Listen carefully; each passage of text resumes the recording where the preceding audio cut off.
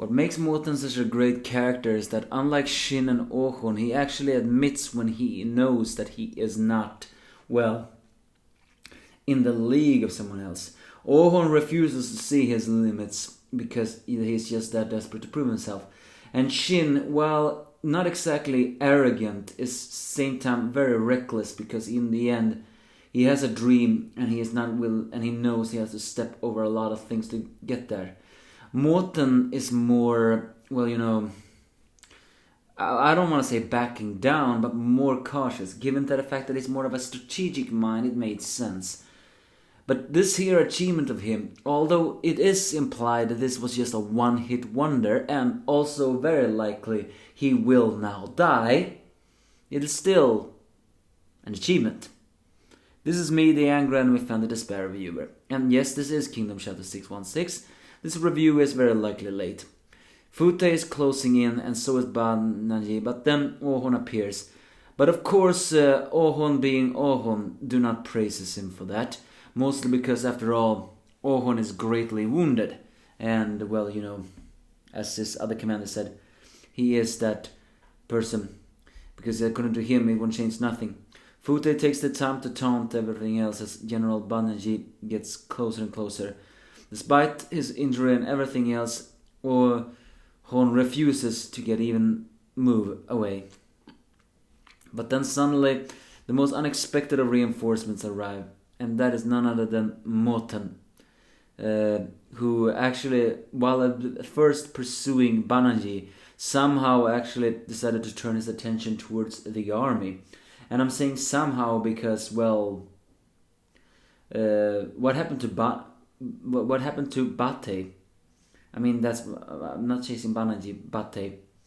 What happened to him? Last time Bate was supposed to head to reinforcements to Ribuku. Or is it possible that Mouten went to Osen's side and Bate went to Ribuku's side, meaning that Bate will likely clash with Shin? Is that how this is going to be? Well, don't correct me on that. It's likely that way. Either way, Ohon manages to deflect Fute despite his wounds, proving that while Fute is fast, he is nowhere near Ohon's level, and that is true. Fute is a lot of an example of small name, big ego kind of guy. Yes, he is fast, and fast can actually mean a lot in this battlefield. But one powerful hit and he's gone. Granted, that was not a hit, but you know what I mean. He rides towards Banaji, but everyone is very worried about that. But here's the thing, Mouten acknowledges in his mind, he knows that Banaji is way beyond his league.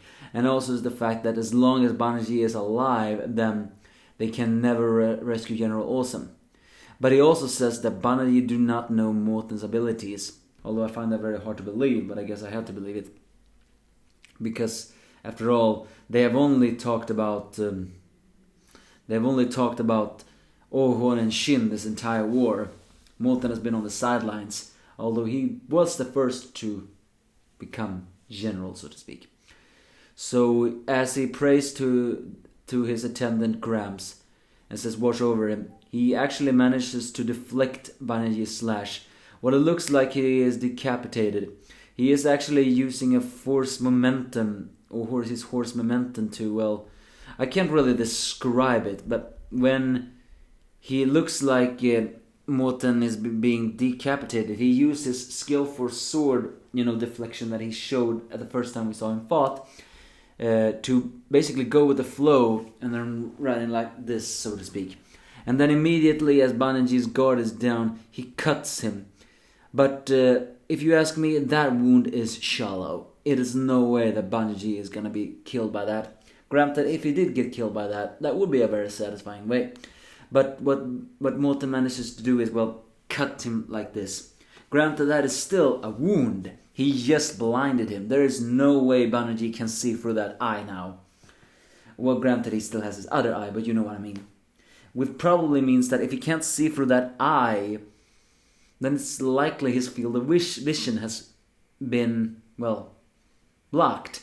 And with that in way, it actually may be possible to kill Banaji now.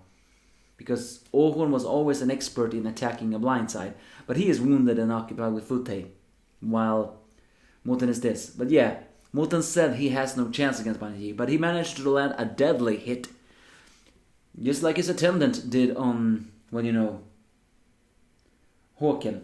The thing is now, though, that was just one hit. Will Mouten be able to land one more hit? Well, likely not.